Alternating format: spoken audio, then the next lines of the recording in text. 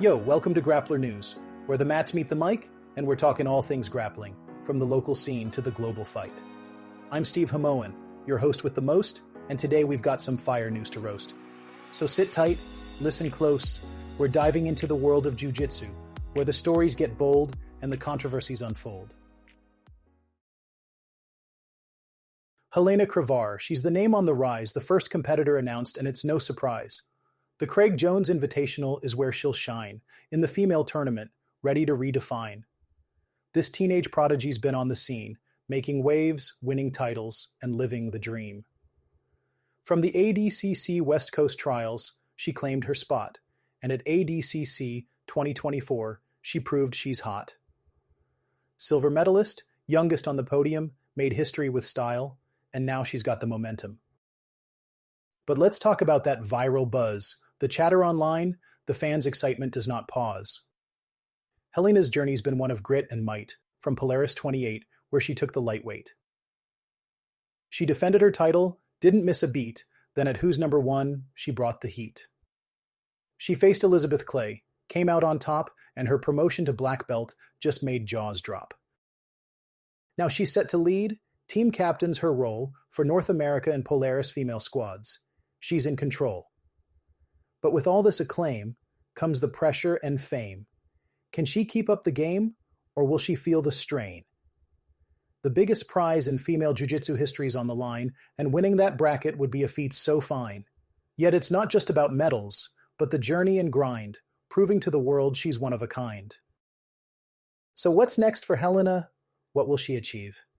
The community's watching, and they can hardly believe. The Craig Jones Invitational made it official. Instagram's where they dropped the initial. The fans are buzzing. The forums are lit, with predictions and hopes that she'll never quit. But as we know, in this sport's fast pace, it's not just skill, but the heart you embrace. All right, folks, let's switch gears and dive into the latest Grappling Bulletin. We've got a smorgasbord of news from the octagon to the mats, and it's all heating up faster than a Kimura in a sauna. First up, the Ultimate Fighting Championship is making waves with their new BJJ brand. They've announced a reality show that's already wrapped filming, featuring coaches Mikey Musumeci and Rarison Gabriel. Now Rarison, if you recall, snagged gold at the Pan American Championships this year in the GI.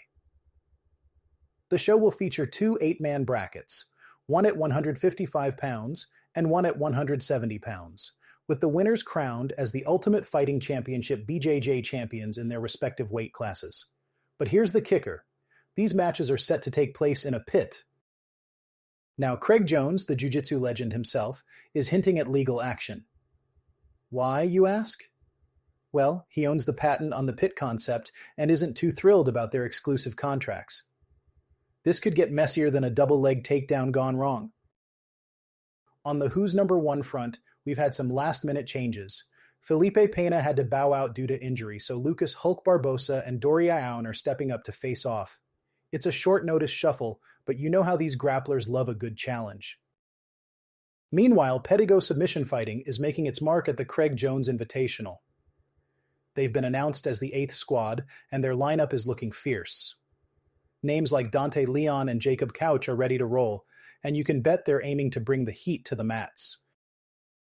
Over in the Ocean BJJ Trials, two B-team grapplers, Kieran Kichuk and Corbin Laporte, dominated in Pistoia. They've punched their tickets to the big cash bracket later this year, and you know the competition will be fierce. And let's not forget about the exciting finishes in the Ultimate Fighting Championship. Kayla Harrison and Merab Dwaliashvili both snagged victories by submission in their title fights. Kayla clinched the women's 135-pound championship with a Kimura, and Merab defended his title with a power guillotine that transitioned into an Ezekiel choke. Talk about a masterclass in finishing. As we wrap up this episode, I can't help but chuckle at the thought of jiu-jitsu humor. So here's a little joke to send you off.